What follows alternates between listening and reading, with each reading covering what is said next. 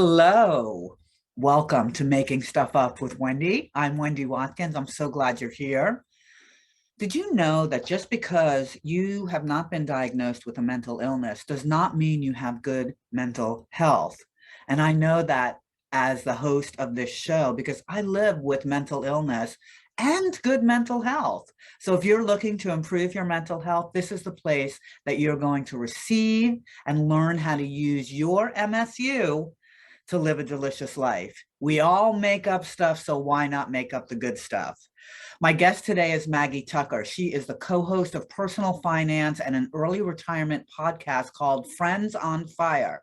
She believes that talking about money is good for you and will lead to meaningful plans, thoughtful decisions, and a happier life. Right up my alley. She's passionate about minimalism, simple living, and helping people on their journey through life. She's an active volunteer in her community and has served on many advisory and nonprofit boards. She lives in Atlanta with her husband and three daughters. Welcome, Maggie. Thank you so much, Wendy. I'm excited to be here. Yeah, very excited. So, every show that we begin here at Making Stuff Up is we begin by recognizing you and giving you your MSU.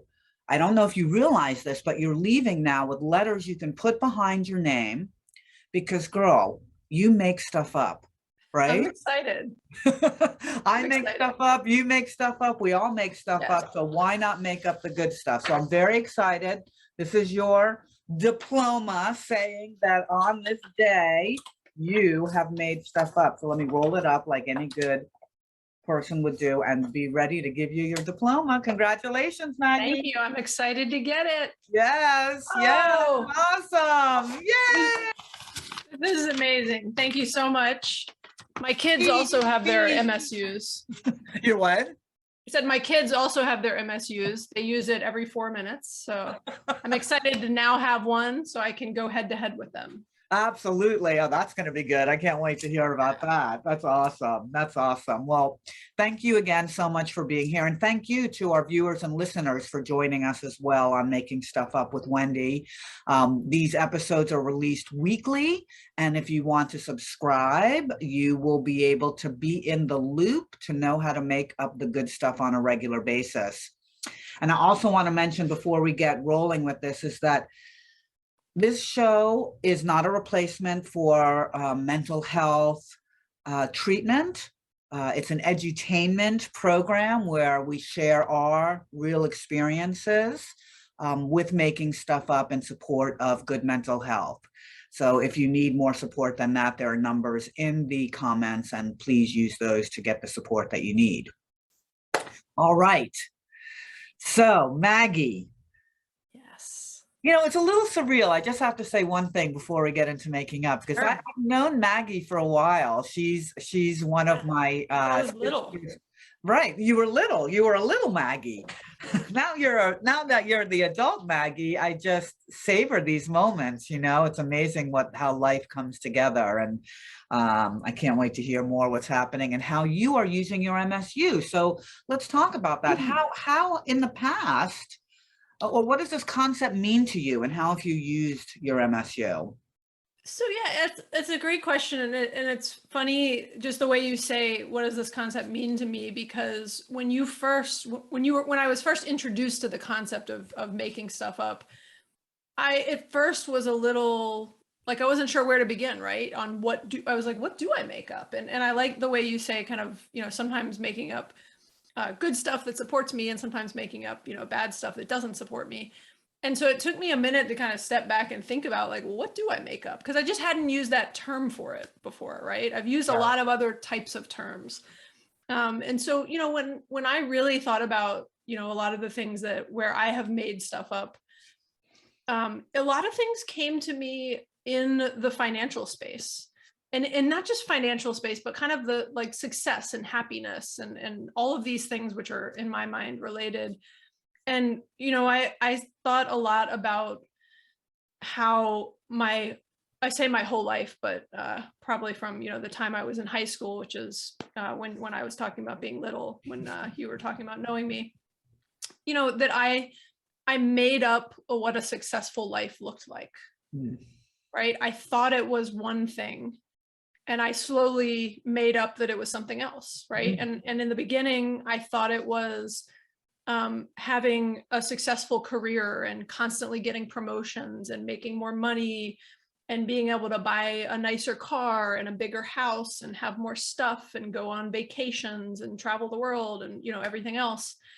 And I think I slowly, as I actually got a lot of those things and was successful at them, slowly started realizing and making up new stuff, right? That's actually not what makes me happy and not what I want to go after in life, right? And so I had to start telling myself new things, right? That I didn't I wasn't, you know, abnormal for not placing value on those things that I saw so many people around me placing value on. I was like, I mean, I had these moments of like, what's wrong with me that I should be grateful that I've had these successes in life, and I should want more of them, and I should take what I can from that environment, right? And I just had more and more of these moments where I was like, that's actually not what's making me happy and what's bringing me Mhm. joy.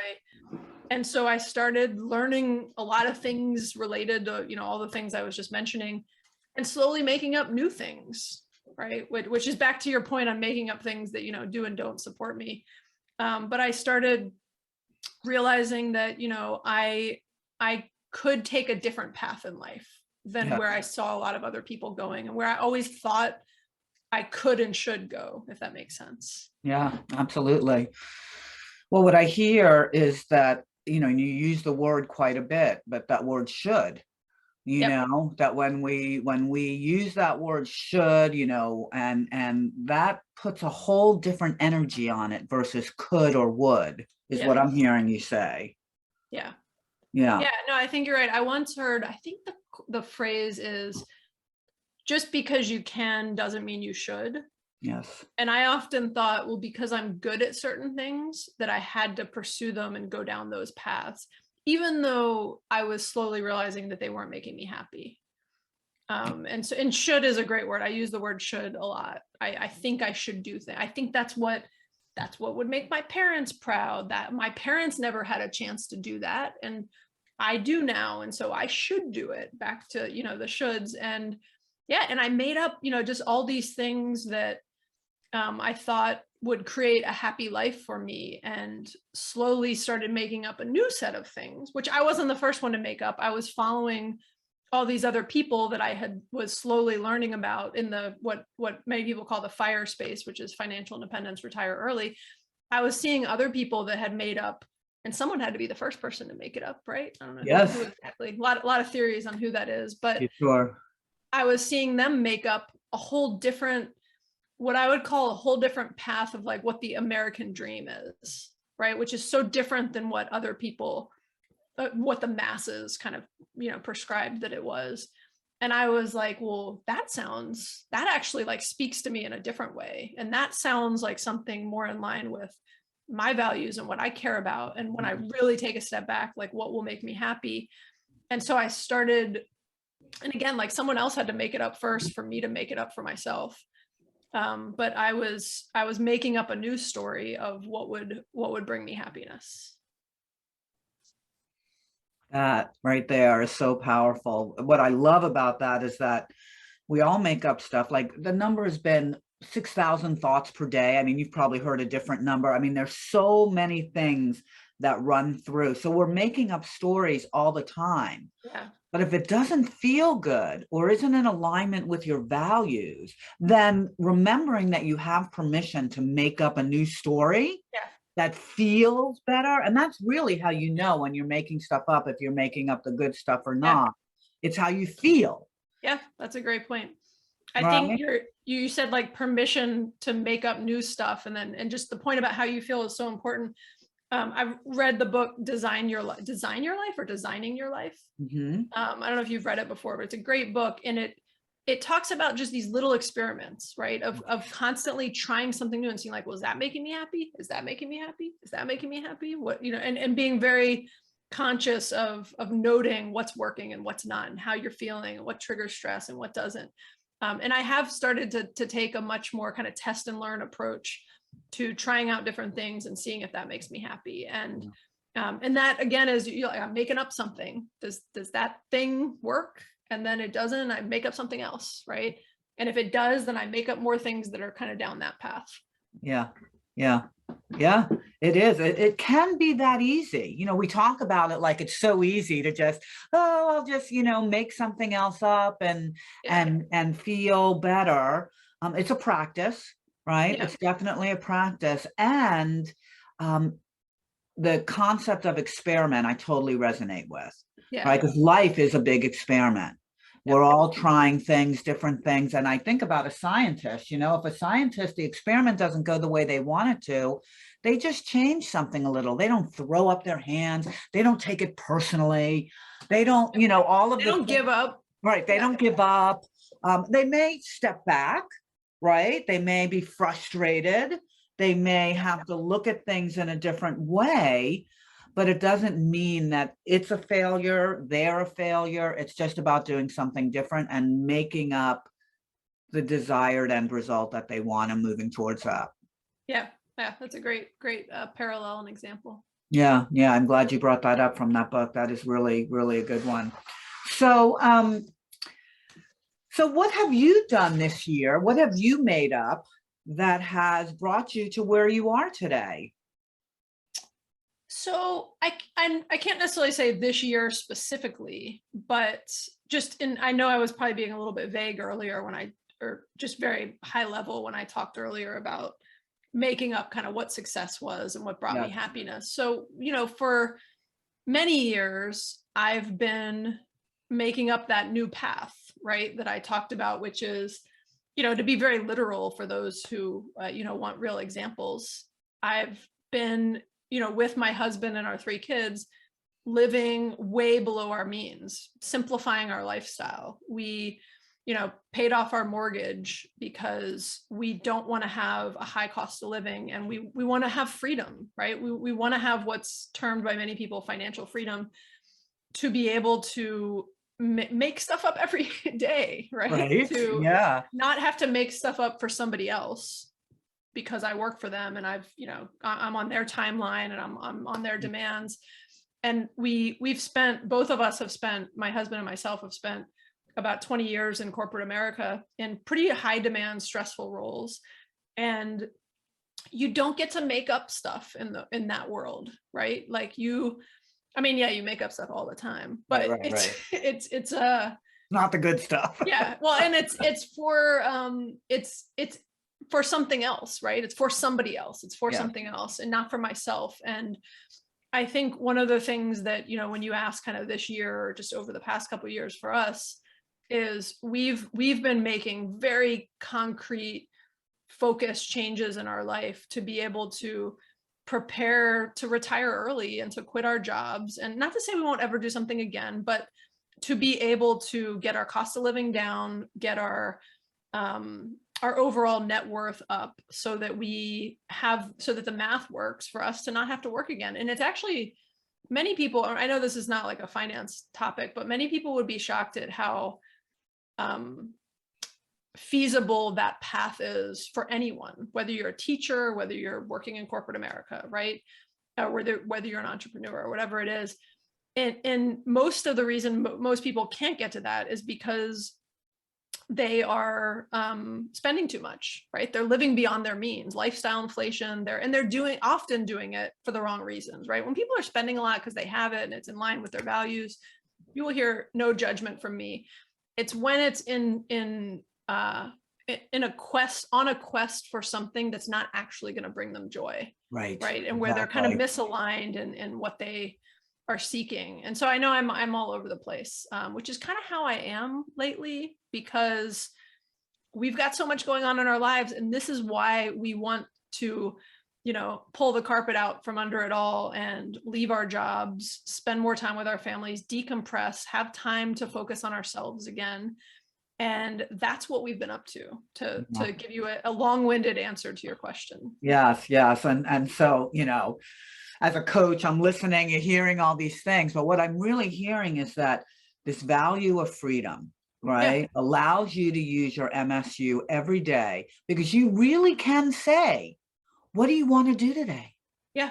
What do you want to do today? You could make up exactly what you want to do depending on, I mean, I know there are things you have to do, could do, right? I get Should that. do. Yes, yes. But there's that freedom of being able to say, what do I want to do today? And that's making life up in the moment. Yeah. Right. And oh, go ahead. No, go ahead. I was just going to say, and when you say, the freedom to think, what do I want to do today?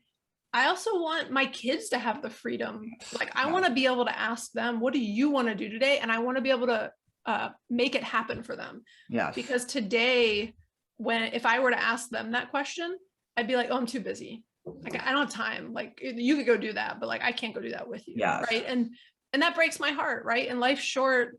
And I've got, half of, pretty much, if I'm averaging out, half of my kids' life, like under my roof, if we're going on the average amount of time they should be spending in my house.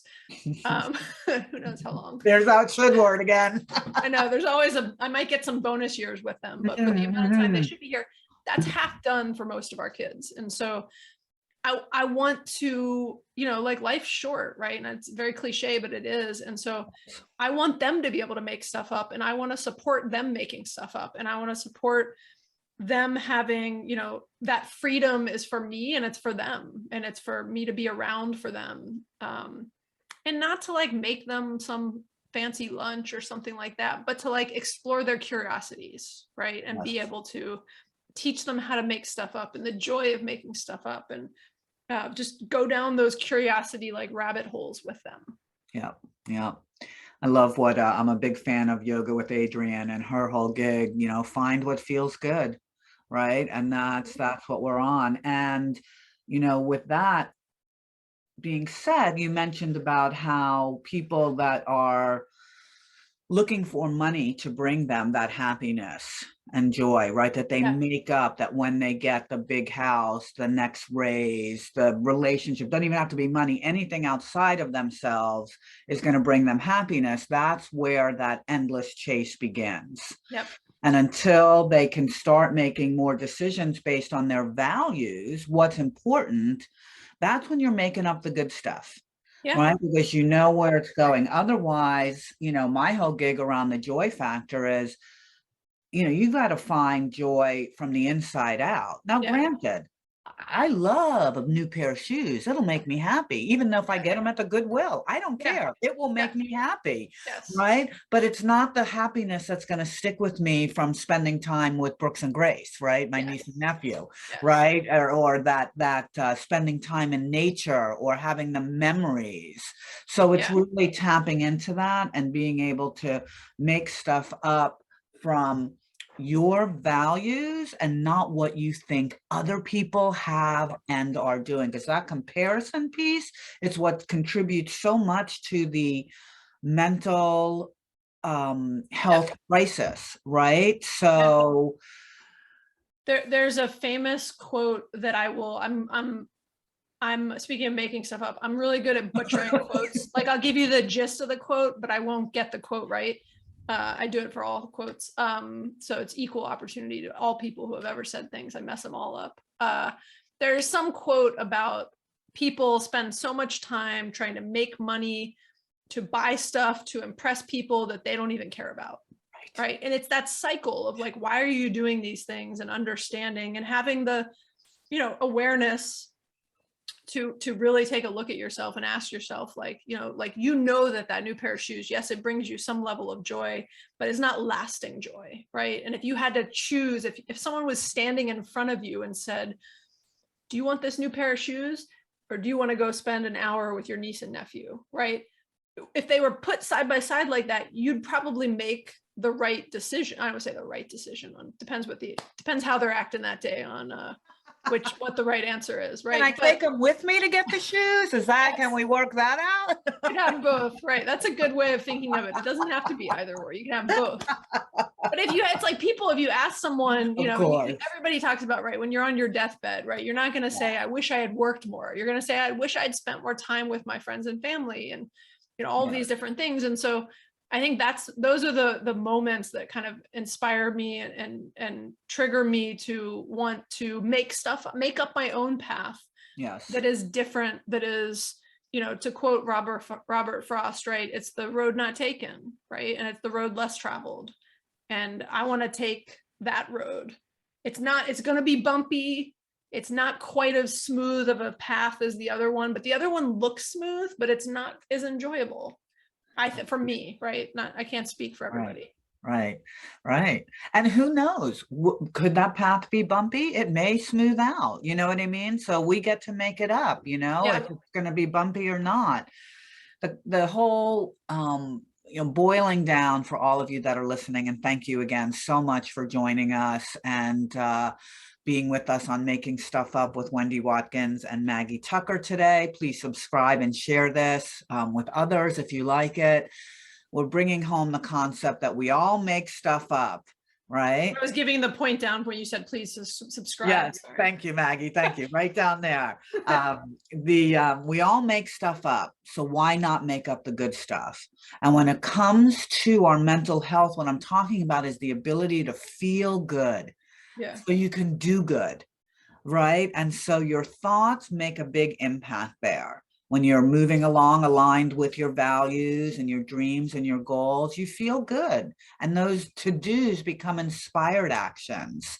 When you're not feeling so good, you may have to look at your thoughts or the path that you've chosen to be on, but you do have the opportunity to use your thoughts to make up some good stuff. And look, I'm not saying you can go from depression to joy by changing your thoughts, right? It's not that easy. Yeah. If you're at a midline, a good midline, you'd be amazed if you make something up that feels good, how much that will shift your energy, action, and results. Yeah. So, the power of positive thinking. Yeah, it goes all the way back to Norman Vincent Peale. This isn't new information. This is so not new, but we keep talking about it because it's a practice. And this is something I've practiced for 35 years of my life, right? And I'm now in a place to feel like I am an expert. I have created the life I love by making stuff up, right? And all of you are making stuff up. So make up the good stuff. So Maggie, before we wrap up here, I want to take you through the MSU challenge, okay? So I just randomly pick something that comes in that I'm going to challenge you to do with your MSU. And this is what came in as we were talking, is I would like you, this is your challenge, I would like you to use your MSU to make up what you would tell your 18-year-old self about how to use their MSU as they move forward from your experience. Wow. My 18-year-old self.